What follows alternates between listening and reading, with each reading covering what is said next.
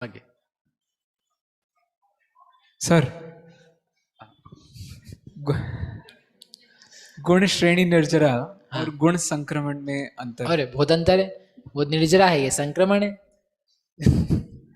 निर्जरा प्रकृतियों में की तो अपेक्षा। द्रव्य उदय में आके खिरेगा, और संक्रमण में तो सत्ता में समान समान समान निश्चयों में दे दिया है, कुछ अपकर्षण करके भी दे दिया है।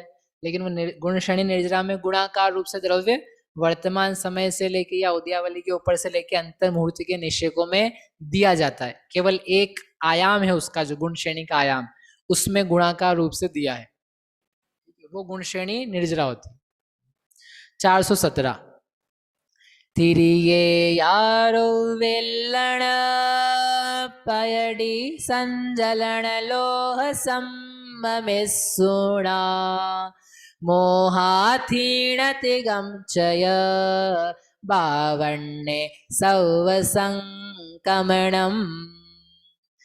बावन्ने यानी बावन, बावन प्रकृतियां, सव संक्रमणम, सर्व संक्रमण की प्रकृतियां हैं।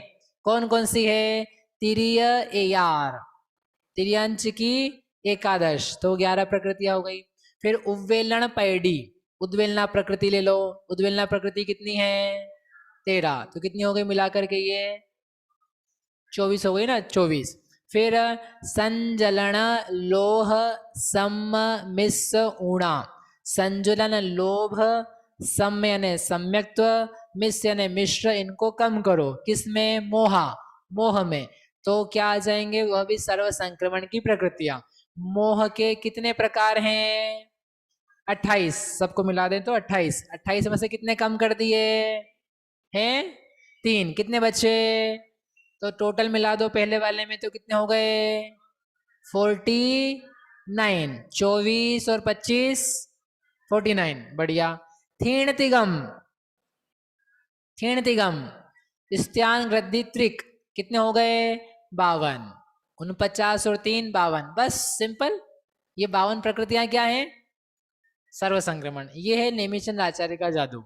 ये गाथा कहीं नहीं दी है, यहाँ दी है कि उन्होंने सब कुछ कर कुरा करके, देखो ये 52 प्रकृतियां होती है, एक गाथा में 52 बता दी। तिर्यंच एकादश, उद्वेलना की 13, और मोह की 3 छोड़ करके, और स्त्यान वृद्धिक त्रिक, ऐसा करके ये सब प्रकृतियों में सर्व संक्रमण होता है। ठीक है, क्यों होता है भी आगे बताते हैं। सम्यक्त प्रकृति का सर्व संक्रमण होता है क्या? सम्यक्त प्रकृति का सर्व संक्रमण होता है क्या? नहीं होता है। मिश्र प्रकृति का सर्व संक्रमण होता है क्या? और संजनन लोभ का सर्व संक्रमण होता है क्या? गलत जवाब, गलत जवाब, गलत जवाब। सम्यक्त प्रकृति का सर्व संक्रमण होता है क्या? बोलो हाँ। हाँ, कैसे होता है? माइनस तो किया है। अरे भैया, उद्वेलना लिखी कि नहीं? उद्वेलना की कितनी प्रकृति होती है? तो उसमें सम्यक तो है कि नहीं? तो फिर भूल गए।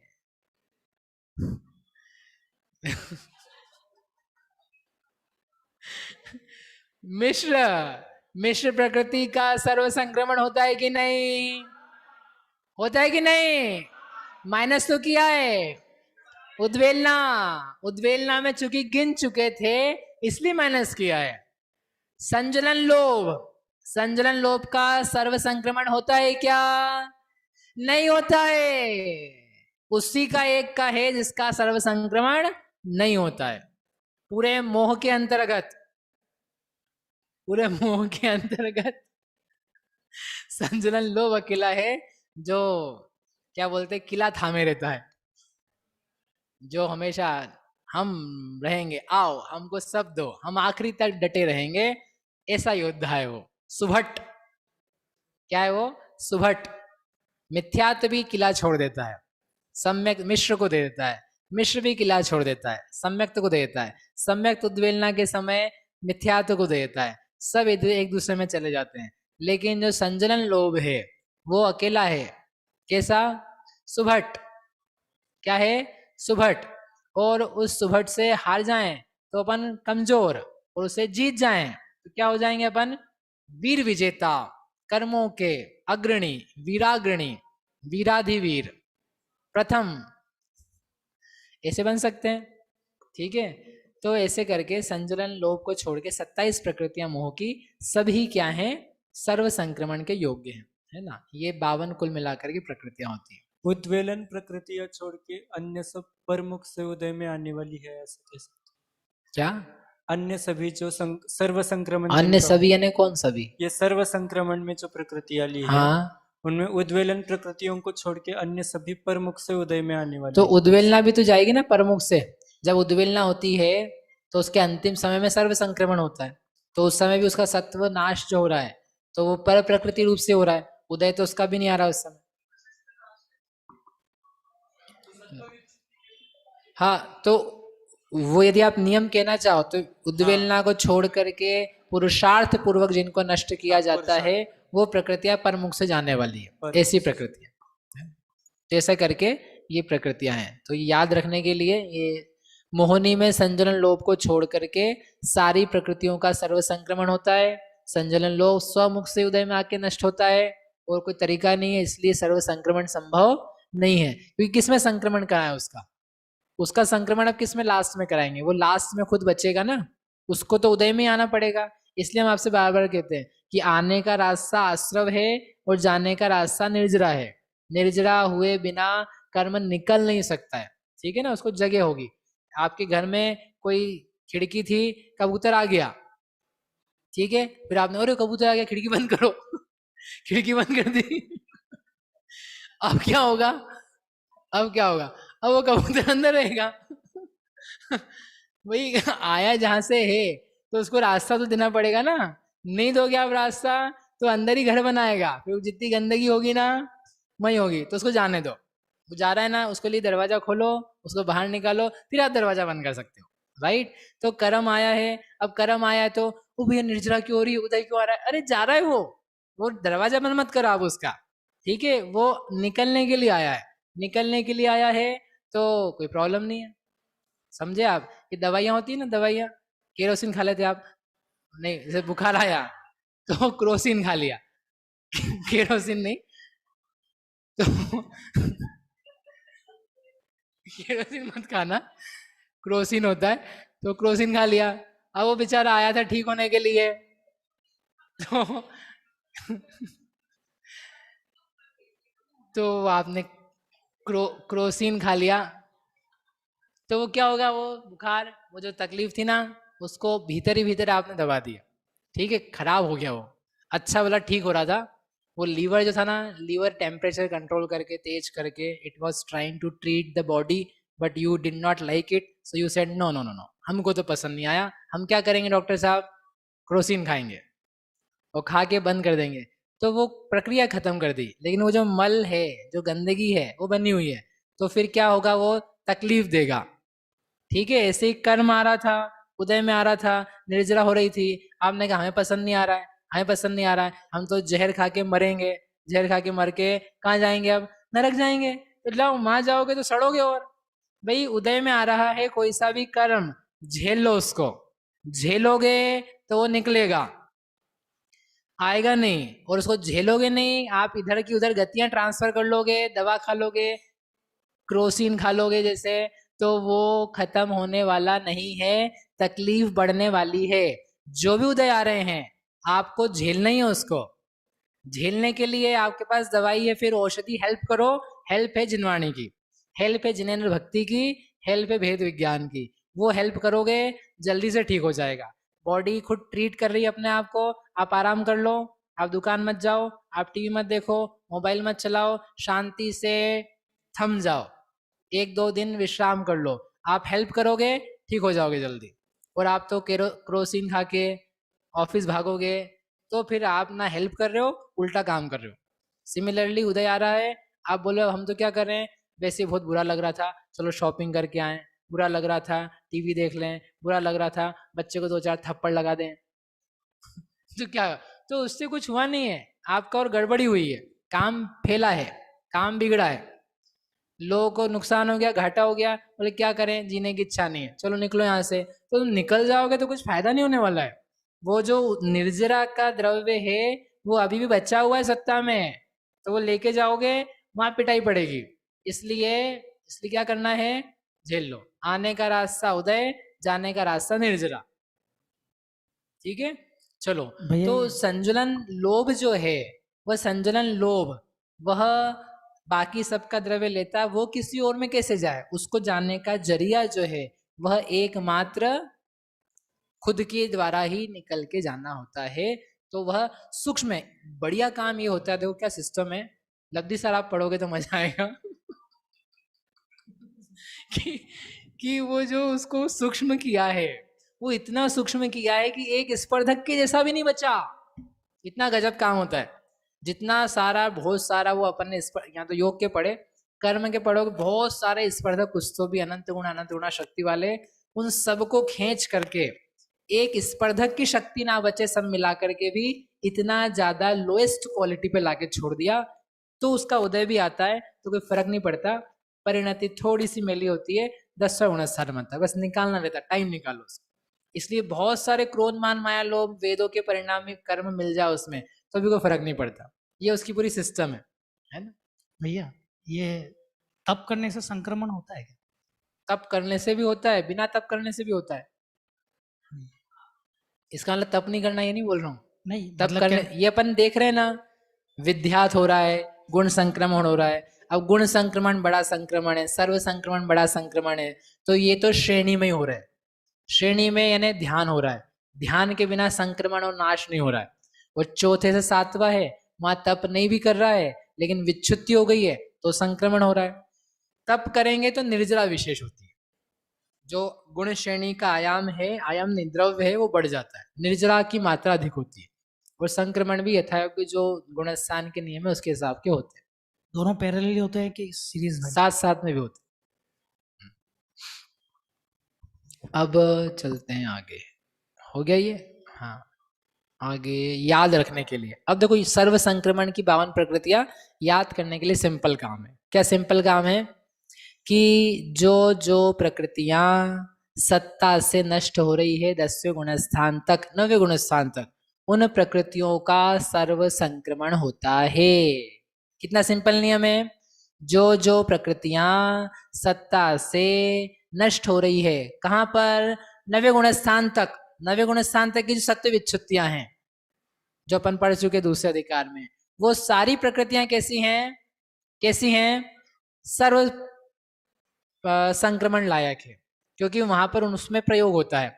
और इसके अलावा जो प्रकृतियां बच गई उद्वेलना में से, उनका सर्व संक्रमण होता है। बस ये 2 चीजें आपको याद रखनी है, तो आपका सर्व संक्रमण याद रह गया।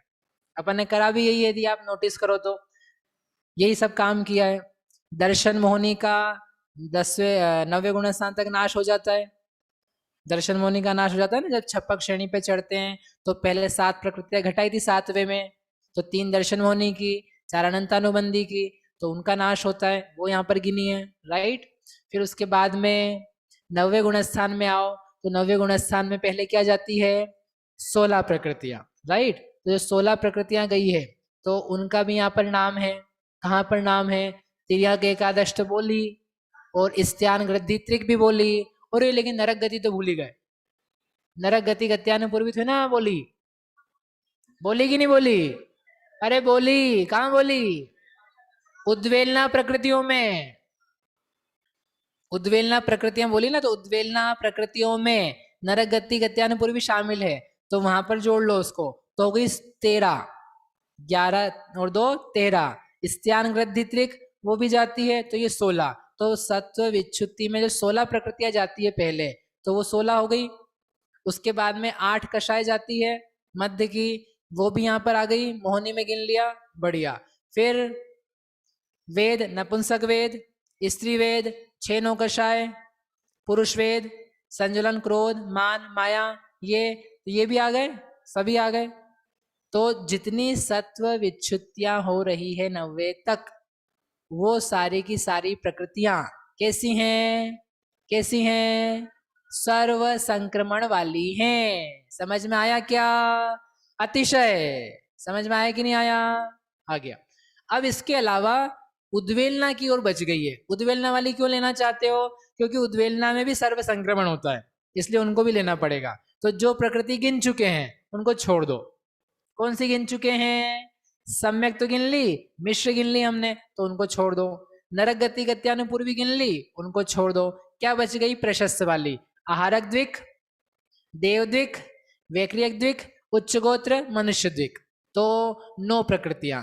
तो उद्वेलना की थी 13, उसमें से चूंकि 4 हमने पहले ही गिन ली है पास वाले टेबल में, तो ऐसा करके 9 योर जोड़ लो, 43 प्लस 9, ऐसा करके 52 सर्व संक्रमण की प्रकृतियां हैं। समझ में आया कि नहीं आया? सर्व संक्रमण हो गया, उद्वेलना हो गई, उद्वेलना की हो गई। अब क्या बचा आपके पास? अकेला विद्यात वाली, अधा प्रवर्त वाली, गुण संक्रमण वाली। विद्या अधा प्रवर्त वाली भी लगभग बता दी आपको, जो जो बंधने वाली प्रकृतियां हैं उनका संक्रमण होता है, वो अधा प्रवर्त की। ठीक है, अब बच रही है विद्यात अकेली की और गुण संक्रमण की, वो एक एक करके करेंगे। ठीक है, अब इसका मतलब क्या है सर्व संक्रमण का? इसका मतलब ये है कि जब इनके कांडक घात होते हैं, किनके? समझ लो, अपन बात करते हैं नरक गत्यानुपूर्वी के। नरक गति गत्यानुपूर्वी जा रही है, तो उसका सत्व है सत्ता में बहुत सारा, तो उसके कांडक घात होते हैं, यानी स्थिति सत्व को घटाया जाता है। घटाते घटाते उसका सत्व रह गया पल्ले के असंख्यात भाग बराबर। अब लास्ट में बार बार कांडक नहीं करेंगे, एक लिया कांडक, उसमें जितना द्रव्य था वो सारा द्रव्य लेकर के भेज दिया, किसमें? किसी दूसरी स्वजाति प्रकृति में भेज दिया, तो क्या हो जाएगा? नाश हो जाएगा। परमुख में पूरा का पूरा बदलना है, उसको एक साथ पूरा बदलना है, तो ऐसा करने पर उसके सत्व का नाश हो जाएगा। तो बाद में भी सत्व का नाश होता है, बाद में यानी 14वें गुणस्थान में भी सत्व का नाश होता है, वहां भी स्वमुख से उदय में नहीं आता है, तो वहां पर भी क्या कर सकते हैं? सर्व संक्रमण कर सकते हैं। क्या कर सकते हैं? 14वें गुणस्थान में क्या सर्व संक्रमण किया जा सकता है? बोलो नहीं पता। फिर से, 14वें गुणस्थान में क्या सर्व संक्रमण कर सकते हैं? नहीं कर सकते हैं। क्यों नहीं कर सकते? आपको नियम बताना है, क्यों नहीं कर सकते? सत्ता तो नाश कर रहे हैं, परमुख से नाश कर रहे हैं। बंधे शंका में यदि, बंधे शंका में यदि, बंध में संक्रमण होता है, जब बंधन ही नहीं है तो संक्रमण किस बात का? संक्रमण किस बात का? संक्रमण होता है 10वें गुणस्थान तक, इसलिए अपन ने वो 9वें गुणस्थान तक का नियम लिया है। बंध संक्रमण कहां तक होता है? 10वें गुणस्थान तक। संक्रमण की विच्छुत्ति हो जाती है, अब अपन कर नहीं पाएंगे। 10 करंट चैप्टर वाला जो अपने नोट्स हैं वो अपने को अगली बार काम आएंगे, आप समझ ही रहे होंगे इस बात को, तो कि अभी नहीं लब्धि सारणी, ये तो अगली बार हो पाएगा। 10 करंट था, इतना इंटरेस्टिंग था, मेरी तो इतनी इच्छा थी लेने की, लेकिन मैं क्या करूं, आप लोग रुक नहीं रहे हो। आप यदि रुक जाओ 4-5 दिन तो अपन कर सकते हैं। ठीक है, कौन रुकने वाला है? कोई नहीं, ठीक है, थैंक यू। तो क्या करना है आपको कि ये जो प्रकृतियां हैं 10वें गुणस्थान तक ही सर्व संक्रमण हो सकता है, क्योंकि वहां तक ही बंध है। स्थिति बंध, अनुभाग बंध 11वें से नहीं होते हैं। ओ भैया इधर देख लो, वो बाद में गिन लेना, मैं गिन के आ चुका हूँ, वो मेरा काम है, उसके लिए 2 क्लास चाहिए कम से कम। तो क्या होगा, चूंकि बंध 10वें तक है इसलिए आगे संक्रमण ही नहीं। जब संक्रमण नहीं तो सर्व संक्रमण की संभावना भी नहीं है। अब 10वें में कौन बंध रहा है? कौन बंध रहा है? सूक्ष्म लोभ। तो सूक्ष्म लोभ का संक्रमण हो सकता है क्या? सर्व संक्रमण के रूप में नहीं हो सकता है, इसलिए उसको भी छोड़ दिया। और उसके अलावा कोई सत्व नाश हो रहा है क्या 10वें में? नहीं हो रहा है। जो सत्व नाश होगा वो कहाँ होगा? अब 12वें में। इसलिए सर्व संक्रमण के लिए हम 9वें गुणस्थान तक को ही देख रहे हैं। इसलिए आपको याद रहे, सर्व संक्रमण किनका होगा? जो 9वें में सत्व खत्म कर लेती हैं, ऐसी प्रकृतियां, उन सबका सर्व संक्रमण पॉसिबल है, बाकी का पॉसिबल नहीं है। समझ में आया कि नहीं आया? ये बहुत सिंपल और इंटरेस्टिंग है। ठीक है, आपको बस ध्यान रखना है, और 2-3 बार आप पढ़ोगे तो सब सेट हो जाएगा। मैंने तो अनेकों बार पढ़ा है, लेकिन आपको इतना आसानी से सब चीजें देखने को मिल रही है। 11वें गुण स्थान में बंध नहीं है तो संक्रमण भी नहीं है। इस प्रकार से ये संक्रमण बताने का जो हमारा प्रकृतियों का स्वरूप बताना था, संक्रमण का बताना तो हो गया। अब नया प्रकरण चालू हो रहा है। उनका क्या सिस्टम बताना है, तो वो बता दिया था ना कल अपन ने। उद्वेलना की प्रकृतियों का नाश का तरीका कल बताया था, वो प्रथम कांडक से अंतिम कांडक तक। भैया हाँ 10वें गुणस्थान में ज्ञानावरण आदि कर्म बंध रहे हैं, हाँ तो फिर उनका हाँ वहाँ 10वें में होगा हाँ। ना संक्रमण? क्या होगा उनका? संक्रमण संक्रमण होगा, हो जाएगा। कौन सा करोगे? आधा प्रवृत्ति। आधा प्रवृत्त होगा। तो ये केवल गुण संक्रमण के लिए कहा आपने कि 9वें गुणस्थान तक को देख? नहीं, हाँ, सर्व सर्व संक्रमण। हाँ, सर्व सर्व संक्रमण में क्या करना है आपको दिख रहा है ना, क्या करना है? सारा द्रव्य लेना है, परिवर्तित करना है। तो जो बंध रहा है उसको हम सारा लेकर के दूसरे में कैसे डाल दें अभी? फिर उसके अलावा यदि आप डाल दोगे कि नहीं नहीं हमको तो डालना ही है, तो फिर 12वां कैसे आएगा? क्योंकि 12वें में ज्ञानावरण का उदय है, उदय है तो उसकी सत्ता रखनी है तो सर्व संक्रमण ज्ञानावरण का पॉसिबल नहीं है। सब लॉजिकल है। जो जो चीजें चल रही है ना, दर्शनावरण की 4 उनका नहीं हो पाएगा, अंतराय की 5 उनका नहीं हो पाएगा, नाम कर्म की प्रकृतियां उनका नहीं हो पाएगा। सत्ता ही नष्ट नहीं हो रही है, जहां सत्ता नष्ट होगी वहीं तो सर्व संक्रमण होगा। सर्व संक्रमण होने पर इतना तो समझ में आ गया ना, सर्व संक्रमण जब सारा संक्रमण हो गया वो बच ही नहीं रहा है, यानी उसके नाश का समय, ठीक है ना, उसके खत्म होने का समय। और यदि उसके बाद वो पाया जा रहा है तो फिर वो सर्व संक्रमण कहाँ हुआ? वो तो कुछ और हुआ। मतलब सत्ता में से जाई वो सर्व संक्रमण के द्वारा रही है ना। हाँ, सत्ता में जो विच्छुत्ति हो रही है वो सर्व संक्रमण के द्वारा विच्छुत्ति इन हो रही है। प्रकृतियों की, इन जिनकी प्रकृतियों सर्व की। संक्रमण की प्रकृतियां बताई उनका। मतलब पहले से 9वें तक में जितने भी प्रकृतियों की सत्ता नहीं है तो हाँ। वो सत्ता सर्व संक्रमण के द्वारा ही नष्ट की है हाँ अमन ने। हाँ, इवन उद्वेलना में भी सत्ता नाश करी है गंदे तरीके से, हाँ है ना। तो वो गंदे तरीके में भी सर्व संक्रमण को आपको यूज करना पड़ेगा। माँ भी सत्ता से गई है, हाँ। तो सत्ता से 9वें गुणस्थान तक जो जो प्रकृतियां जा रही है उनको काय से निपटाना है? सर्व संक्रमण से। ये सिंपल सी बात है, उसका नाम ही सर्व संक्रमण। इतना ध्यान रखना आपको बस। बोलो। बस वही कि जो 9 प्रकृतियां बच रही हैं, जैसे 43 की तो सत्व विच्युति है और बाकी 3 आयु थी 9वें गुणस्थान में। तो जो 9 प्रकृतियां बच रही हैं तो उनका सर्व संक्रमण का स्थान बस जो हमने पहले अशुभ स्थानों में देखा था वही मानेंगे। तो उद्वेलना की 13 प्रकृतियों में से 9 प्रकृतियां ऐसी है जो अप्रशस्त सर्व संक्रमण वाले ही होंगे। और सम्यक्त प्रकृति भी ऐसी है कि जब सम्यक्त प्रकृति सही तरीके से जाएगी तो वो संजलन लोभ की तरह जाएगी, वो अपना उदय खिला करके जाएगी। मिश्र है ऐसी जो उधर भी जा सकती है इधर भी जा सकती है, दोनों तरफ जाती है वो। कैसे? ठीक है, डांस नहीं करना मतलब ऐसे।